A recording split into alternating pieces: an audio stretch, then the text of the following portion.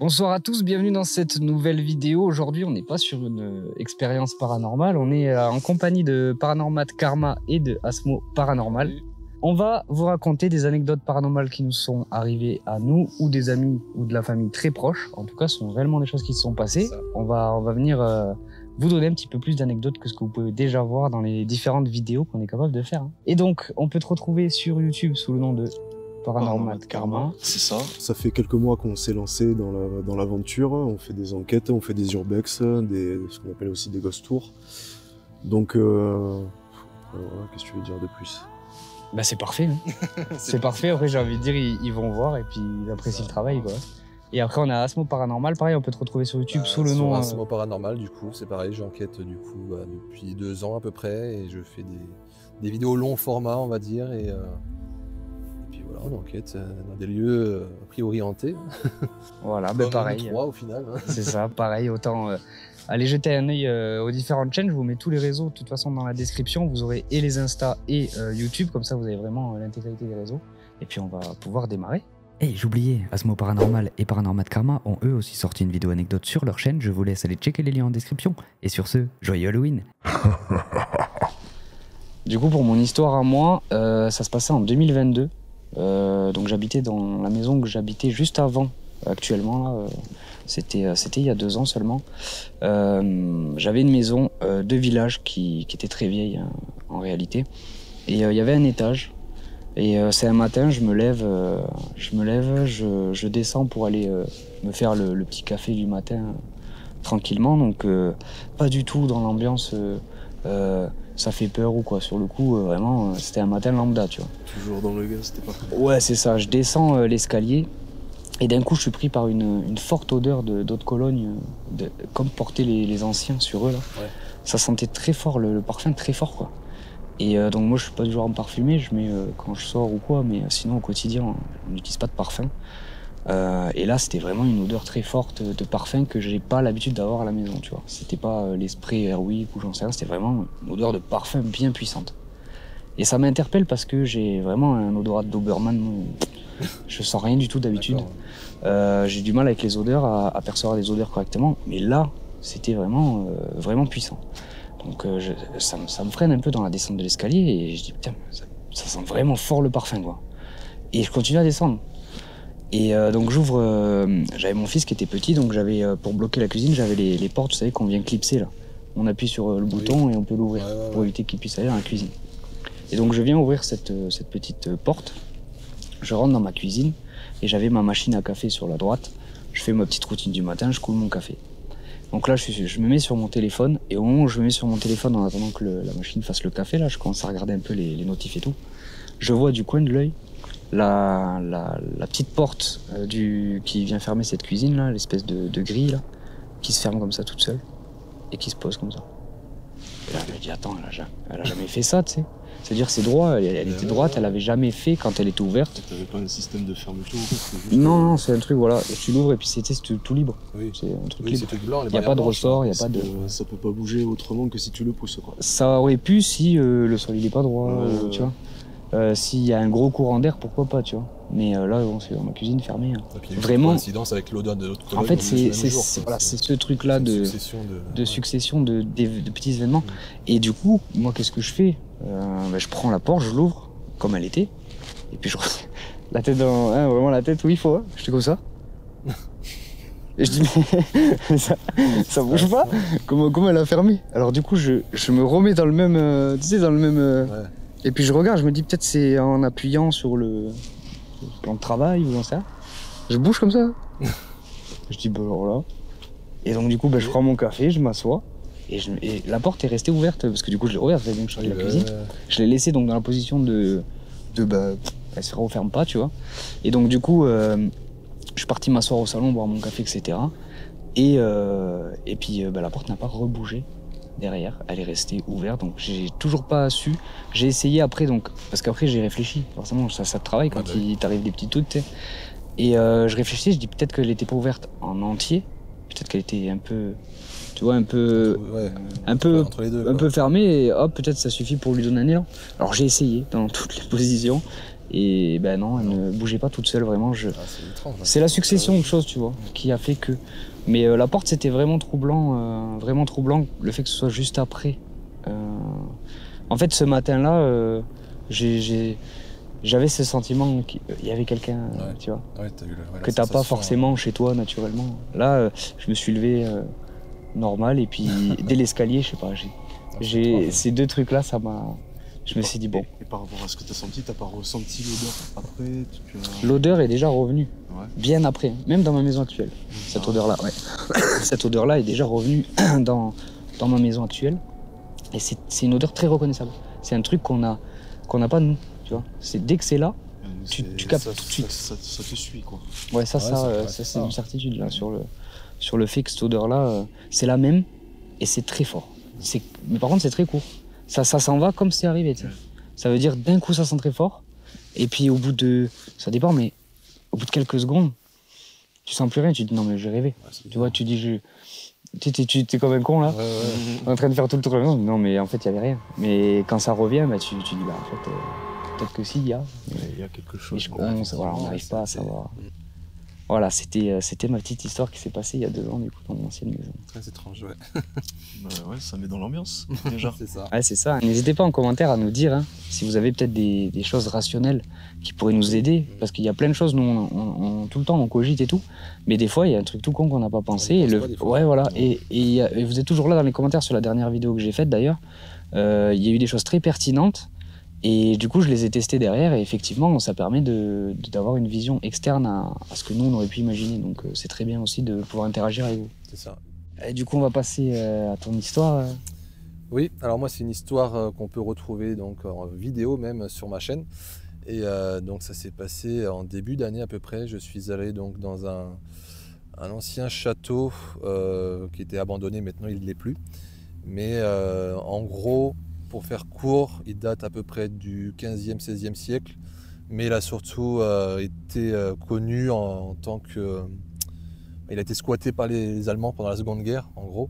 Ah ouais. Donc il a servi comme dépôt de munitions, et ils s'en servaient un petit peu aussi pour faire leur sale besogne. Ils enfermaient des prisonniers, des résistants, tout ça. Et donc, je crois que c'est le 19 août 1944, ils ont senti qu'ils n'étaient pas très loin de la défaite. Et du coup, ils sont partis. Ils sont partis du lieu, mais en exécutant 19 résistants français. Ouf, ah ouais. Donc voilà.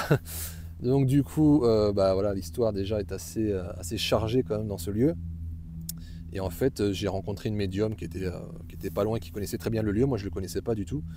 Et c'est elle qui m'a contacté, qui m'a dit, écoute, j'ai l'habitude d'aller là-bas. Tu vas voir, c'est chargé. Il y a des phénomènes incroyables. Je dis, bah écoute, let's go, hein, on y va. C'est ce que je recherche aussi. Et donc on y est allé, j'y suis allé à la première nuit avec une amie, que j'ai commencé d'ailleurs les vidéos. Et donc on y est allé, et effectivement on a commencé à entendre des bruits étranges qui n'avaient rien à faire là. Il n'y avait pas un poil de vent dehors. On a commencé à entendre des portes qui claquent, alors qu'il n'y avait vraiment pas de vent du tout. On a eu un déclenchement de pod aussi, bon, nous on l'a pas entendu, mais il a été déclenché quand on était ailleurs. Mais j'ai laissé une caméra quand même pour filmer, et on a entendu ce déclenchement de pod qui est interminable en plus, pendant au moins 10 à 15 secondes, il ne s'est pas arrêté. Et donc cette première nuit en soi a été plutôt calme, on va dire. On y est retourné 3 mois plus tard. Je sais pas, j'avais la sensation de vouloir y retourner en fait.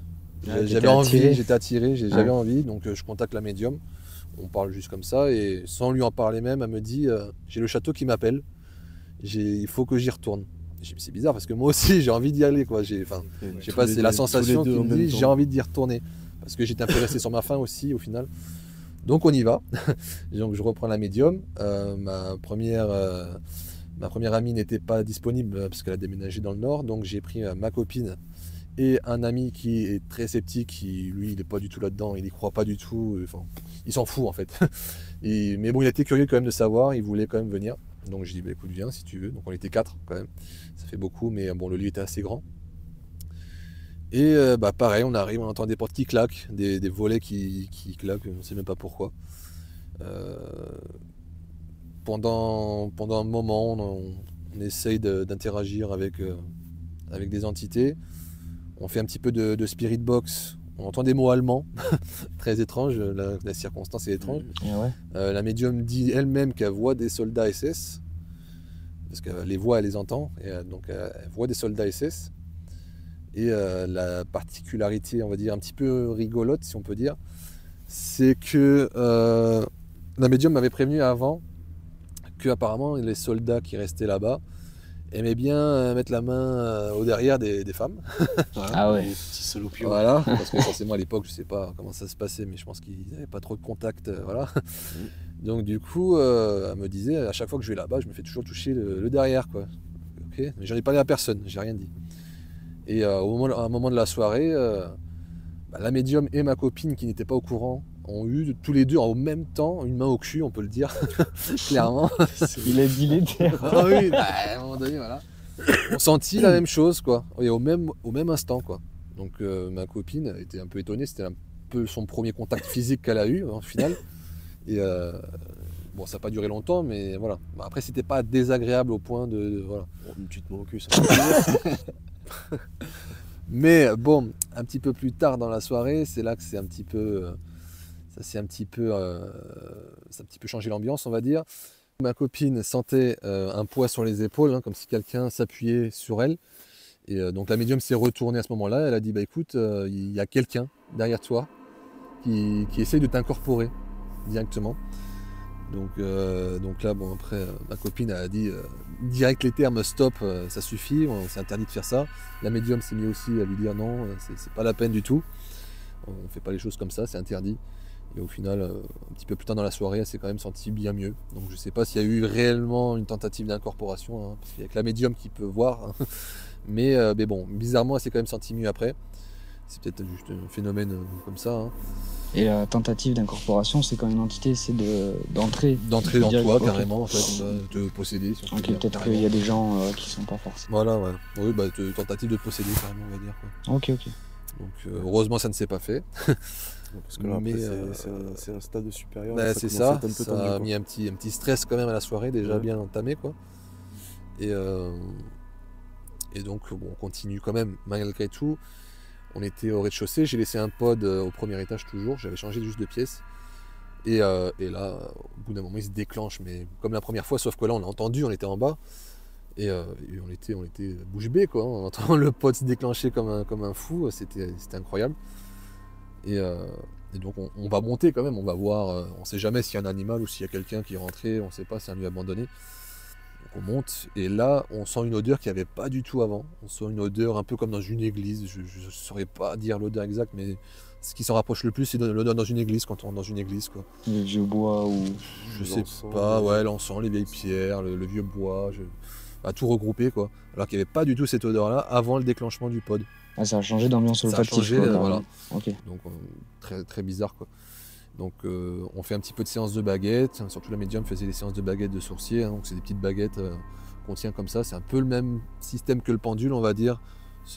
Voilà, s'il y a un esprit, ça bascule les baguettes à gauche ou à droite pour communiquer. Et je sais plus exactement comment ça s'est passé, mais au bout d'un moment, la médium a dit simplement « Est-ce que vous savez que la guerre est finie ?» Et là, les portes, blam, ça s'est claqué dans tous les sens. Et ça n'a pas arrêté. On a dû monter et voir ce qui se passait. C'est quand on est monté que ça s'est arrêté. Et ça claquait dans tous les sens, comme s'ils avaient vraiment mal pris le truc, quoi. Et j'ai dit heureusement qu'on leur a pas dit qu'ils avaient perdu, parce que s'il faut, ça aurait été encore pire. Ah non, c'est clair. Donc non, franchement, c'est un des lieux que j'ai fait qui m'a marqué le plus. Bon, à l'heure actuelle, bon, heureusement et malheureusement pour nous, mais il a été racheté, donc il est en train d'être rénové.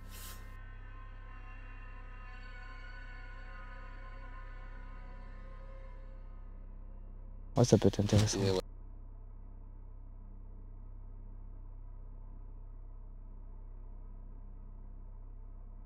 C'est ça, en fait, c'est tout l'intérêt du paranormal, c'est que on sait pas encore, donc on y croit pas, mais au moins il y a débat, il y a expérience à mener, il y a des trucs à faire. Il y a des endroits où il se passe rien, il y a des endroits où il se passe vraiment, il y a tout des zinzins. Ouais, c'est ça qui trouble un peu.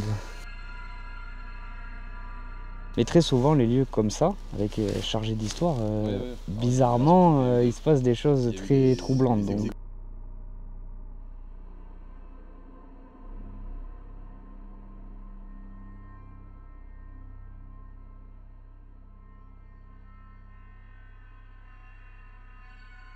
Après, c'est sûr que si tu arrives à avoir les proprios, si eux ils y vivent au quotidien, ils pourraient peut-être te faire un récit. Ouais. Pour une dernière fois au moins. Ouais. Ouais. C'est bon. Yes, ben on va passer du coup à ton histoire. Donc c'était la suite de la mort de mon grand-père il y a quelques années.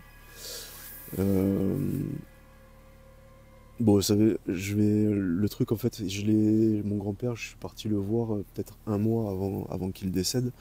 Il était dans un EHPAD, en fauteuil, diminué, machin, tout ça, il était pas bien. Il était Alzheimer. Ah ouais, il avait la santé. Ouais, mais par moments, il avait des éclairs de lucidité, quoi. Et au moment où on devait partir, on devait le laisser, je le poussais dans son fauteuil et je le voyais avec ses pieds en dehors. Il dirigeait comme ça, tu vois, vers la sortie. Et là, je le regarde, je fais, papy, tu fais quoi? Il me fait, je veux rentrer à la maison, je veux rentrer à la maison. Ah, il se rappelait là d'un coup. Il voulait rentrer chez lui. Ouais. Il savait qu'il n'était pas chez lui, il savait que voilà, il voulait pas finir ses jours dans cet établissement, tu vois. Il voulait rentrer chez lui. Donc c'est pour ça que tu vois, quelque part, par moment, il avait ses éclairs de lucidité. Ouais, il y avait vraiment des moments de lucidité qui lui permettaient de se dire ah non, je suis pas chez moi et tout. Carrément. C'est ok. Alors que toute l'après-midi, quand on l'a vu, c'était, je vais pas raconter en détail, mais il se rend pas compte quoi. Clairement, il était pas là quoi. Ouais, c'était pas lui. Ouais. Et bon, on part, on le laisse. Bon, ça me faisait quand même un peu chier, mais pas le choix, hein, c'était comme ça. Et puis malheureusement, un mois plus tard, il décède. Donc les obsèques, on se retrouve toute la famille, on fait la mise en terre, machin, tout ça. On revient tous à la maison, grand repas, les oncles, les tantes, les cousins, les cousines, enfin vraiment toute la famille quoi. Et bon, on a quand même passé un bon moment, on s'est rappelé quelques souvenirs, c'était sympa quoi. Et puis voilà, tout le monde finit par partir petit à petit, et on se retrouve que ma grand-mère, oncle, tante, cousin, les plus proches, on va dire, petit comité, dans la maison. Donc cette maison, en fait, ça faisait un L, comme ça. Donc on avait la cuisine ici, on avait le salon là, on avait une chambre ici, une chambre là. Et en fait, tout le long, on avait le couloir qui faisait comme ça, et au fond, il y avait 2 chambres. Ouais, qui distribuent, ok. Et moi, l'habitude que j'avais, c'était dormir dans la 2e chambre. Donc tu rentres dans le couloir, t'as la première, t'as la deuxième. Moi, je dormais dans cette chambre-là. Derrière, t'as le couloir, et directement derrière, t'avais la chambre de mon grand-père. Et en fait, mon grand-père, tous les soirs, enfin toutes les nuits plutôt, il avait pris l'habitude, parce qu'il se couchait vachement tôt, mais pour le coup, il se réveillait vachement tôt dans la nuit aussi, tu vois. Et il avait pris pour habitude de se réveiller vers 2-3 heures du matin, la lampe torche, pas de lumière dans le couloir, tu vois, et tu l'entendais marcher, traîner les chaussons, avec le faisceau de la lampe qui se balayait, et il partait se bouffer sa pomme, se faire son petit café au lait, là, en plein milieu de la nuit, regarder un peu la télé, et avant d'aller se recoucher, quoi. Et toutes les nuits, c'était le rituel. 2-3 heures du matin, il se levait, balaye, hop, on va boire le café, la pomme. Et toutes les nuits, c'était comme ça.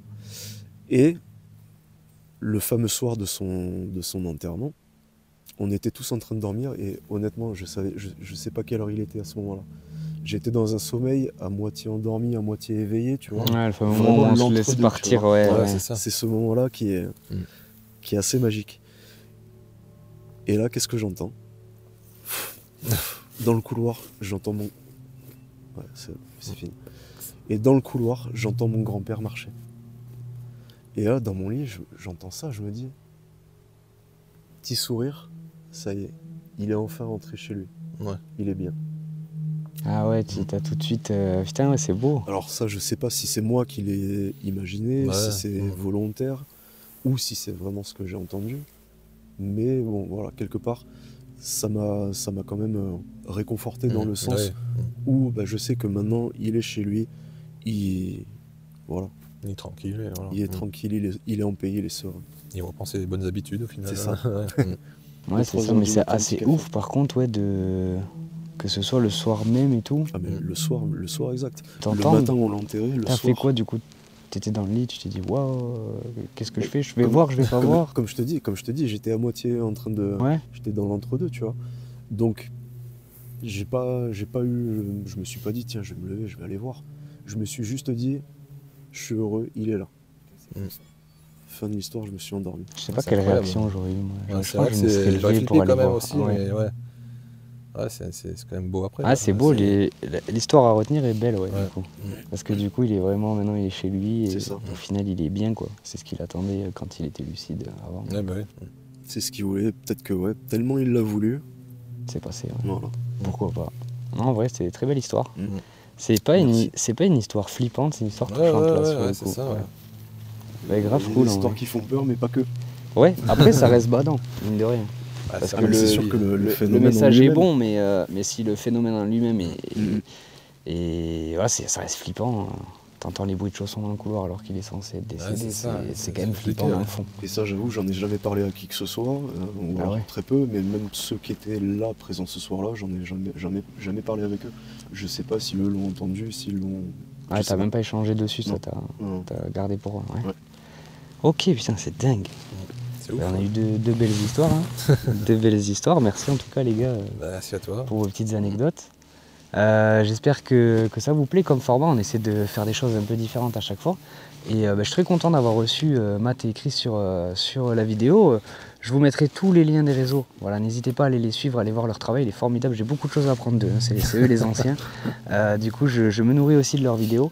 N'hésitez pas à aller voir les parties des autres anecdotes parce qu'ils vont sortir la même vidéo, mais c'est pas la même vidéo, c'est pas les mêmes C'est pas anecdotes. les mêmes anecdotes, ouais, c'est Donc ça. allez faire un tour sur leur chaîne et puis prenez soin de vous, n'hésitez pas à vous abonner si vous avez kiffé le concept, me donner vos avis en commentaire aussi, puis on se revoit très très vite. Ciao ciao. Ciao.